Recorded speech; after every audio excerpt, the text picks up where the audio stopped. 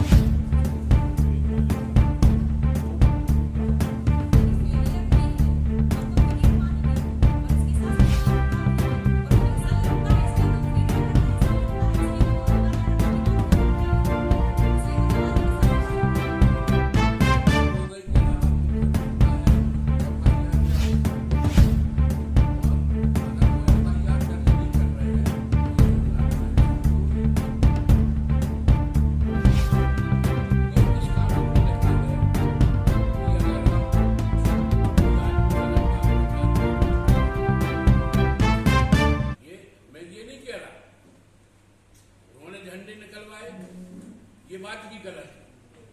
लेकिन किसी की गलती की सजा इस प्रकार से देना, ये बात को समझ नहीं है। अधिकार किसी को नहीं मिलना चाहिए। संविधान में रहकर और कानून को मानकर, अब भाजपा का तो काम ही है कानून को तोड़ना। पुलिस का काम है कानून को तोड़ने वालों को संरक्षण देना। और देखिए, ठीक है, फुहारे के ऊपर वो लग गए, भगवा ध्वज लगाए, वो लगाए, एक त्योहार है, लगना चाहिए। नगर पालिका से परमिशन ले लो, परमिशन लेकर लगा दो, किसने रोका? लेकिन किसी का मुंह काला करके विरोध करना, ये बात समझ में नहीं आती। इसका मतलब है आप कानून को हाथ में लेके काम कर रहे हैं। तो झंडा निकाले भी नहीं गए, झंडा तो लगे रहे। झंडा निकाले जाने की बात कही तो वो भी अपने आप में एक गलत है, क्योंकि त्योहार ऐसा चल रहा है, आपस में सामंजस्य बैठा कर नगर पालिका से अनुमति लेकर झंडा लग जाना चाहिए थे। और चलो बात हो भी रही थी, तो ये तरीका नहीं है कि आप कानून हाथ में लेकर किसी के घर पे जाकर उसको मुकाला करें। लेकिन झंडे लगे हैं, आज भी लगे हैं, झंडे पहले भी लगे रहे। धार्मिक क्षेत्र, धर्म का वातावरण है दमोह शहर के अंदर, झंडे लगना चाहिए थे। लेकिन उसको जो निकाले जाने वाली बात थी, वह शायद लोगों की समझ में नहीं आ पाई। लेकिन अभी तक FIR दर्ज नहीं हुई है। अब FIR दर्ज होना तो एसपी महोदय के हाथ में है, और वो CMO साहब उस मामले में क्या कर रहे हैं। उन्होंने FIR दर्ज करने की बात कही है कि नहीं, क्योंकि ये मामला तो उन दोनों के बीच का है। इस मामले में हम लोग क्या बता सकते हैं। ये नितांत रूप से सत्य है कि नगर पालिका के जो अध्यक्ष है वो कांग्रेस के, और एक नगर पालिका एक ऐसी संस्था है, वह किसी के पास भी रहे, नगर पालिका में स्थानीय मुद्दे चलते ही रहते हैं। आपकी रोडों की सफाई से लेके, आपके लैट्रिन बाथरूम की सफाई से लेके, पानी की समस्या से लेके, लाइट की समस्या से लेके, त्योहारों पे रोड बनाने की बातों को लेके नगर पालिका के पास कामों की कमी नहीं है।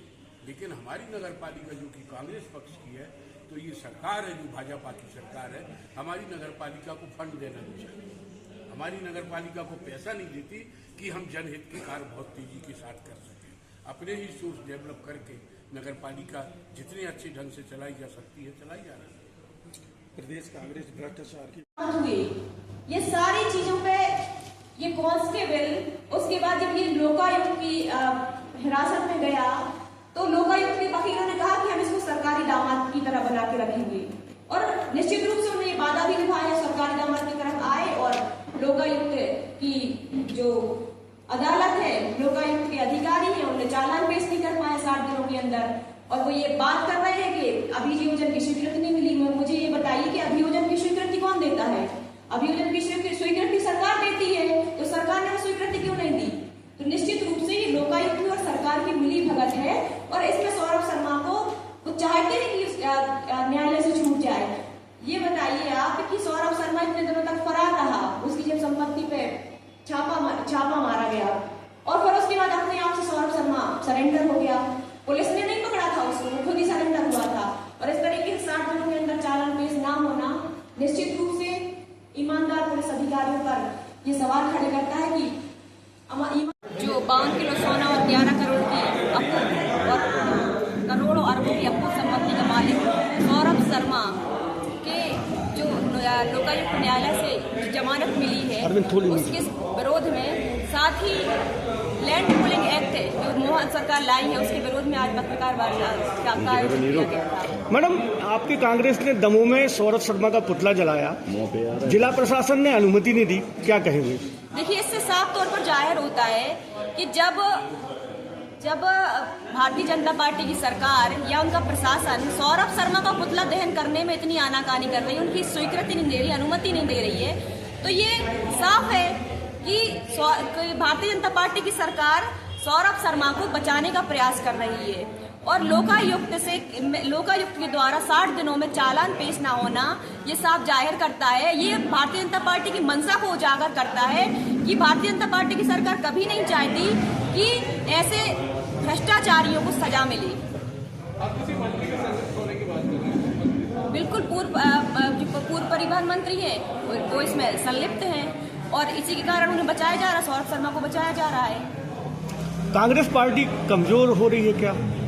बिल्कुल कांग्रेस पार्टी कमजोर नहीं हो रही, कांग्रेस पार्टी लगातार मजबूत हो रही है। कांग्रेस पार्टी आज आपने देखा होगा कि हमारे राहुल गांधी जी जिलाध्यक्षों की बैठक ले रहे हैं, जिलाध्यक्ष को पावरफुल करने की बात कर रहे हैं। तो जिलाध्यक्ष के बाद हमारे बूथ लेवल और मोहल्ला कमेटी भी बनेंगी और कांग्रेस लगातार पावरफुल होने का काम कर रही है। देखिए, हमारा सांकेतिक विरोध प्रदर्शन था और पूरे प्रदेश में विरोध प्रदर्शन हुआ है। लैंड पूलिंग एक्ट मोहन सरकार लाई है, वो किसानों की खून पसीने की कमाई वो छीनने की साजिश कर रही है। वो किसानों से बिना स्वीकृति लिए जमीन छीन सकती है, बिना मुआवजा दिए जमीन छीन सकती है और करोड़ जो उद्योगपति हैं, जो रियल एस्टेट की लॉबी है, उनको फायदा पहुंचाने का सीधा काम कर रही है मोहन सरकार।